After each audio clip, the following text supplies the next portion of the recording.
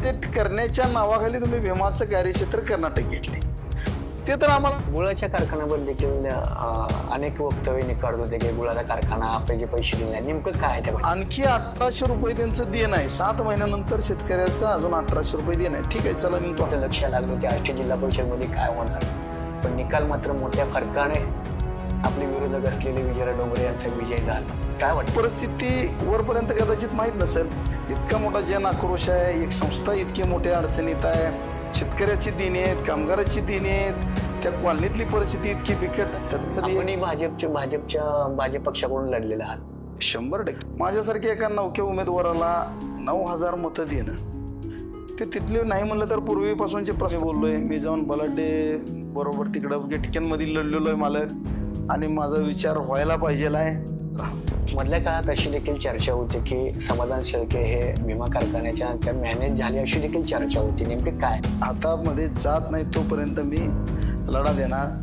Manage काय हे त्याच्या भीमा सहकारी साखर कारखाना हा मल्टी स्टेट झाल्यानंतर याचिका दाखल करणारे, हायकोर्टात याचिका दाखल करणारे आपल्यासोबत समाधान शेळके आपल्यासोबत आहेत. साहेब, काय सांगाल सध्या त्या केसच्या संदर्भात नेमके कुठपर्यंत आले तसे?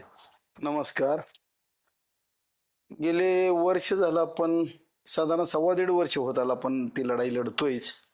खऱ्या अर्थानं आदरणीय आमचे वकील साहेब, चौधरी साहेब आणि आम्ही सर्वजण, आपण सर्व शेतकरी सभासद हे सर्वच त्यामध्ये सहभागी आहेत, माझे सर्व सहकारी.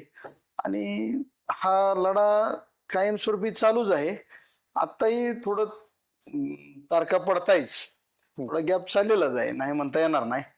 परंतु सभासदांनी, सुज्ञ माणसांनी ह्याच्याबद्दल कुठली शंका असो, शंका बाळगायचं काही कारण नाही.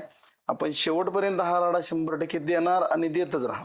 मधल्या काळात अशी देखील चर्चा होती की समाधान शेळके हे भीमा कारखान्याच्या मॅनेज झाले, अशी देखील चर्चा होती. नेमके काय? आपण मॅनेज झाला असं आपल्यावरती खापर फोडलं जात होतं. हे बघा, सगळ्यात महत्वाचा विषय जनता आहे. जनता ही सुज्ञ आहे, परंतु ज्यांना त्याबद्दलची काही आत्मीयता नाही ते थोडं 4-2 लोक राहतात, पण हरकत नाही. त्यांनी सुद्धा हे बोललंच पाहिजे. जरूर गॅप पडलाय इलेक्शनच्या राड्यामध्ये, इलेक्शनच्या पिरियडमध्ये माझ्याकडनं सुद्धा एखादे बाईट देणं, मुलाखत देणं हे माझ्याकडनं लांबण झाले. परंतु तुम्हाला ह्या माध्यमातून मी आज जाहीरपणानं सांगेन, भीमा आणि मॅनेज हे समीकरण कधीच नाही. भीमा आणि समाधान शेळके मॅनेज होणं हे अशक्यच. त्याच्यावर चर्चा सुद्धा करायची नाही. जरूर कुणी म्हणल, शेवटच्या क्षणापर्यंत भीमा शेतकऱ्यांचा हातामध्ये जात नाही तोपर्यंत मी लढा देणार. मॅनेज काय हे त्याच्या लांब पुढचं दिवस आता निघून गेलेले आहेत. आपल्यालाही शेतकऱ्याचा राजवाडा आहे, शेतकऱ्याच्या हातात द्यायचा आहे, एवढंच आपलं ध्येय. मधल्या काळामध्ये नक्की गॅप पडलाय, त्याच्यामुळं जरूर काही वावड्या उठल्या असतील, परंतु तसं बिलकुल अजिबात नाही, ते होणारही नाही. गुळाच्या कारखान्यावर देखील अनेक वक्तव्य काढत होते की गुळाचा कारखाना आपले पैसे दिले नाही, नेमकं काय त्या पाठीमागचं? नाही, मी वारंवार आपल्या माध्यमातून सांगितले की जरूर एक प्रोजेक्ट करायकरिता आम्ही हातात घेतलेला होता. त्या सर्व सभासदांचे किंवा ज्या लोकांचे पैसे घेतले होते त्याला मी स्वतःहून सगळं रिटर्न दिलेले आहेत. आणखी मी तुम्हाला आव्हान करेल, हे भांडवल सपोज कोण करत असेल तर त्याने मला द्यावी, एक पावती द्यावी किंवा ह्याचं राहिलेत म्हणून सांगावं. मी 2 मिनिटात त्याचं देतो. परंतु मी जसं ठाम सांगतोय तसं त्या तिकडच्या आदरणीय माडिक साहेबांनी, खासदार साहेबांनी किंवा चेअरमन साहेबांनी म्हटलं पाहिजे ना, व लोकांचं कोणाचं बिल देणं राहिले, काय राहिले, आम्ही पण देतो. हा सगळ्यात मोठा विषय. माझं भांडवल करत असताना 100% आम्ही प्रोजेक्टसाठी प्रयत्न केला, प्रोजेक्ट झाला नाही, सन्मानानं त्यांचं पेमेंट आम्ही माघारी दिले. चुकून आणखी कोणाचं राहिलं असेल तर माझी जबाबदारी आहे, माझी बांधिलकी आहे. आणि ते आमच्या अजून मी आव्हान करतो ह्या माध्यमामध्ये, कधी यावं घेऊन जावं. गतवेळी भीमा कारखान्यात 72,000 टन गाळप झालं. या पाठीमागच्या आत्ताच्या काळामध्ये चालू आहे हंगामामध्ये 2 लाखाहून अधिक गाळप झालं. तरी देखील शेतकऱ्यांचा एवढा विश्वास का? जेणेकरून देणी सुद्धा अशी बाकी, अशी माहिती मिळते की अजून काही शेतकऱ्यांची देणी द्यायची बाकी आहे. काय नेमकं आतापर्यंत आता ह्याच्यामध्ये आपल्याला तशी माहिती मिळाली का? हे बघा, भीमा सहकारी साखर कारखाना हा 7 ते 8 लाख गाळप करणारा कारखाना.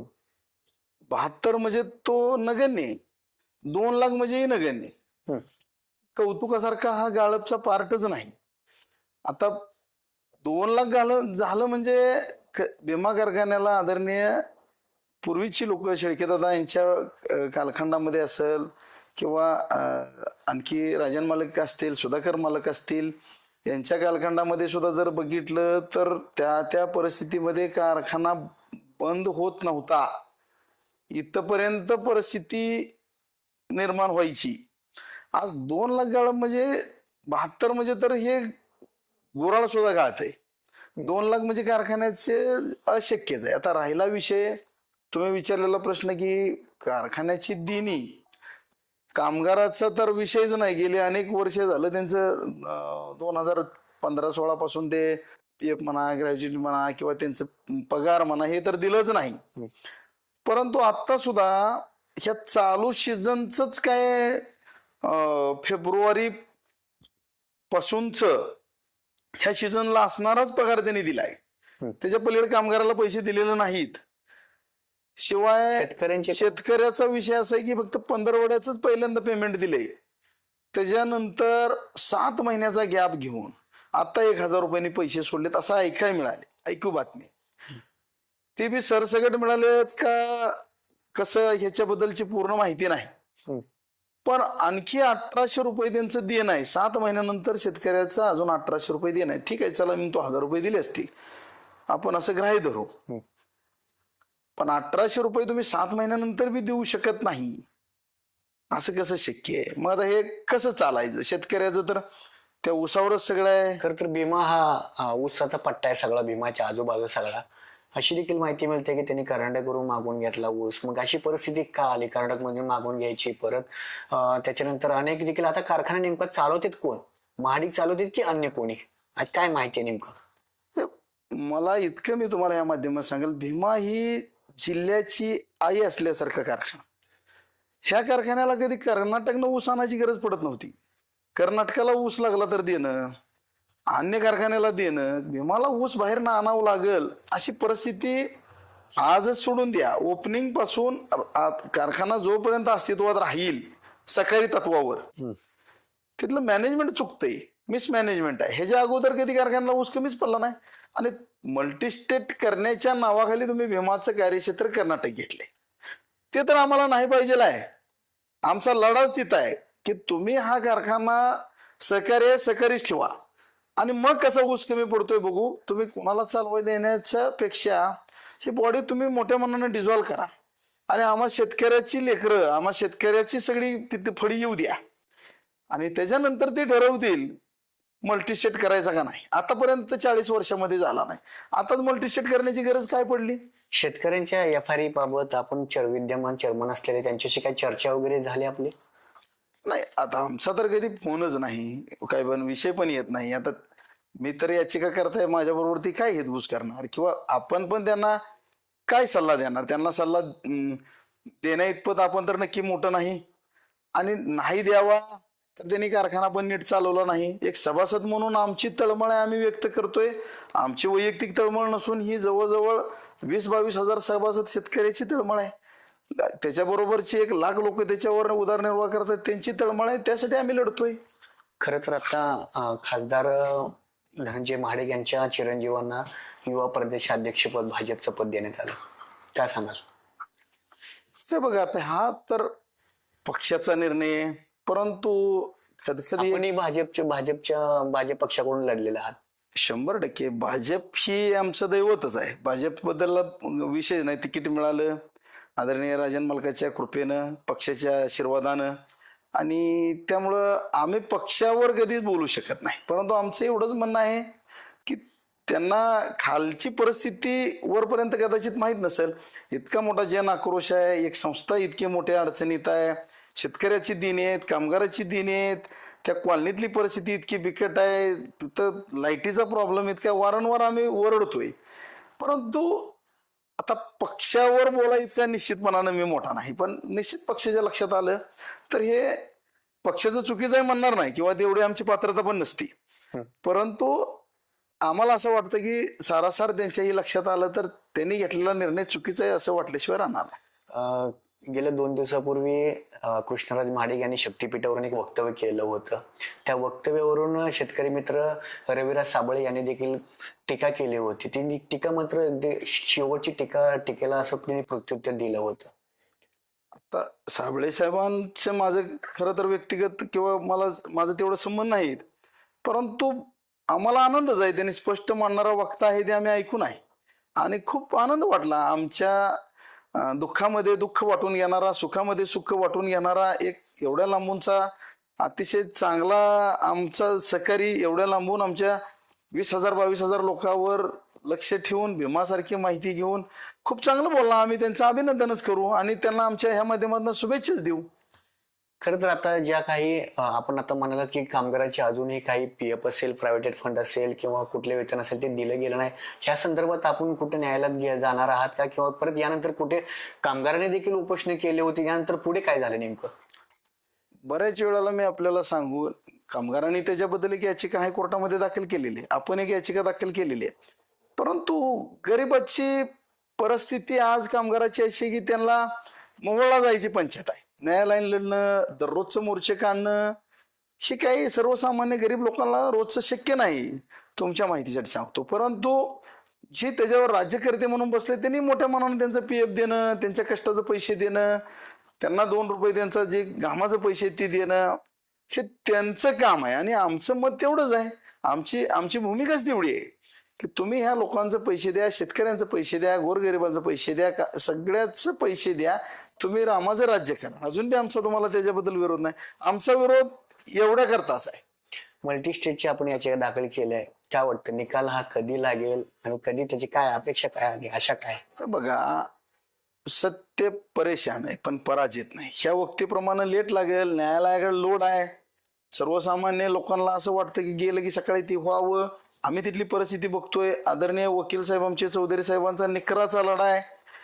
जज साहेबांना तिथं लोड आहे. न्याय व्यवस्थेवर 100% विश्वास आहे. आज पण तुम्हाला ह्या माध्यमातून ठाम सांगतो, 1 लाख लोकांची ही आत्मीयता आहे. 1 लाख लोकांचा श्वास म्हणजे भीमा आहे आणि तितकं मोठं निसर्ग असेल किंवा न्यायालय असेल, ही न्याय देवता आहे आणि ती 100% आमच्या आणि 1 लाख लोकांच्या, सभासदाच्या, कामगाराच्या, हितचिंतकाच्या, शुभचिंतकाच्या बाजूनेच देणार, एवढं ठामपणाने मी तुम्हाला सांगतो. खरं तर आपण आष्टी जिल्हा परिषद मध्ये खूप मोठी संपूर्ण तालुक्याचं लक्ष लागलं होते आष्टी जिल्हा परिषद मध्ये काय होणार, पण निकाल मात्र मोठ्या फरकाने आपले विरोधक असलेले विजयराव डोंगरे यांचा विजय झाला. काय वाटतं एकंदरीत? तर बघा, सगळ्यात महत्वाचं, राजकारणापासून मी 10 वर्ष अलिप्त होतो. निश्चितपणानं मी तिथं गेटकेन होतो. मी आष्टी जिल्हा परिषदाच्या लोकांचं ह्या माध्यमातून मनापासून अभिनंदन करतो. माझ्यासारख्या एका नवख्या उमेदवाराला 9,000 मतं देणं, ते तिथले नाही म्हणलं तर पूर्वीपासूनचे प्रस्थापित आहेत. तिकडं आदरणीय राजन मालकांनी कधी काम केलं नव्हतं. ते सगळं भाऊवरच सोडलेलं होतं. त्यामुळं त्यांचाही तिकडं त्यांनी कधी इंटरफेअर केला नव्हता. त्यामुळं साहजिकच आहे, मी गेटके नसल्यामुळं आणि माझी लढाईची इच्छा, आदरणीय शेळकेदादावरच असणारं राजन मालकांचं प्रेम, त्यांनी त्यावेळेला मग ते तिकीट दिलं आणि मी लढलो. लोकांनी दिलेला कौल हे मला शिरसावंतच आहे आणि माझा कायमस्वरूपी क्लेम आष्टी मतदारसंघात माझी सुरुवात आहे. मी 100% तिथं लढणार. एक दिवस मला तिथं निवडून लोक देणार आणि मी तिथं त्या 11 गावाचं जे आज रस्त्याचं किंवा तिथल्या जी काय आज परिस्थिती निर्माण आहेत, भावनिक नातं त्यांनी निर्माण करून ती केलं असेल, पण विकासाचं काम मी जाऊन तिथं 100% झेंडा लावणार आणि मी आष्टीकरांना 100% शेवटी जनतेच्या पुढे कुणी नाही. जनता जोपर्यंत मला कौल देत नाही तोपर्यंत मी त्यांना नतमस्तकच होणार. खरं तर असं वाटत नाही का, आपण आपला मतदारसंघ आहे तो पोखरापूर जिल्हा परिषद गटामध्ये येतोय, जर पोखरापूरमध्ये संधी दिली असती तर? पोखरापूरमध्ये संधी द्यायला हरकत नव्हती. मला आदरणीय राजन मालकांनी पण विचारलं होतं, असं करायचं का असं करायचं. तेवढंच मी मोठ्या मनानं सांगितलं की मालक म्हणलं ठीक आहे, मला गेटकेन का असाना, पण आदरणीय शेळकेदादांचं तिथं मोठं काम आहे. माझे मित्र सहकारी तिथं आहेत, माझे पाहुणे रावळे तिथं आहेत, माझा जनसंपर्क तिथं आहे, आदरणीय शेळकेदादांचा जनसंपर्क तिथं आहे आणि ते काय ओबीसीवर अन्याय होऊ नये असं मालकाला मी स्वतःहून म्हणलो. त्यांच्यावर अन्याय करण्यापेक्षा मग ठीक आहे, तू तिकडे उभार, असा हा विषय झाला. नाही तर माझ्या मतदारसंघामध्ये ओबीसीतनं मला उभा राहायची संधी होतीच. परंतु आपण कोणावर जर एखाद्या ओबीसीवर अन्याय करतोय असं नेत्यालाही वाटलं, मलाही त्यांनी तसंच जाणवून दिलं की अरे बेटा म्हणले ते आपल्याला नाही करत, असं केलं तर म्हणलं ठीक आहे, मला जो आपला निर्णय असेल तो मला शिरसावंत आहे, म्हणून मी गेटकेनला उभा राहिलो. सध्या पहिल्यांदा सोलापूर जिल्हा आपल्या राज्यामध्ये स्वीकृत पद्धत अवलंबली गेली आहे. त्याच पार्श्वभूमीवर मोहोळमध्ये देखील आता एक जागा येते. कदाचित आपला विचार पक्षश्रेष्ठी किंवा घेतील किंवा आपण अशा व्यक्त केली आहे का पक्षश्रेष्ठींकडे? हो, 100% मालकांना मी बोललोय. मी जाऊन बलाढ्य बरोबर तिकडं गेटकेनमध्ये लढलेलो आहे मालक, आणि माझा विचार व्हायला पाहिजेला आहे. आणि मला खात्री आहे आदरणीय शेळकेदादामुळं आणि आज माझ्याही काही निष्ठेमुळं मालक माझा विचार करेल, पक्ष माझा विचार करतील असं मला वाटतंय. शेवटी त्यांनाही काही अडचणी आहेत का काय बघावं लागतील, परंतु मला खात्री आहे की इकडच्या एका पराभवामुळं इकडं एवढं चांगल्या पद्धतीने मी लढलो असताना माझा विचार निश्चितपणानं आदरणीय राजन मालक पक्ष करेल अशी माझी खात्री मला वाटते. तर हे होते समाधान शेळके यांनी आपल्या मनातील भावना व्यक्त केल्या असल्याचं देखील दिसून आलं. कॅमेरामन अक्षय व्यवहारसह भारत शिंदे, न्यूज इंडिया मराठी, मोहोळ.